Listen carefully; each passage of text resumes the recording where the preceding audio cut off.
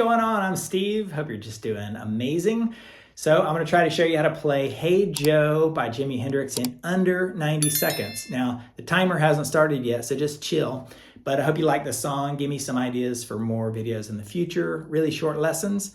Hit like, hit subscribe, and I'm just going to shut up. So let's start off here in C, C major, G major, D major, A major, E major. The song's really in E major, but it does those chords. C, G, D, A, E major. And what's cool is when you go to that one, you hit the open A string, hammer it onto the second fret of that A string, and hit the open D. And you do that over and over again like this. And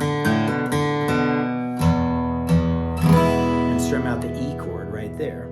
And then, if you just leave this finger right there on that first fret of the G string, you hit the open D and hammer it onto the second fret of the D string and hit that first fret on the G string. Very cool, very cool. All right, let's do that bass line. You start on the C major chord and you hit the low part of that, which is the third fret of the A string, open E string, first fret, second fret, third fret of that low E string.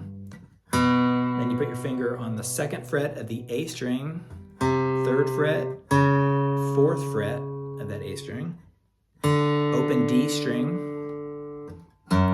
second fret of the low E, third, fourth fret of that same string, open A string.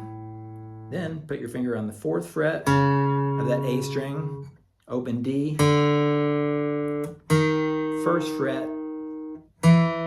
second fret of that D string right there, and you're back in E major. So all together. And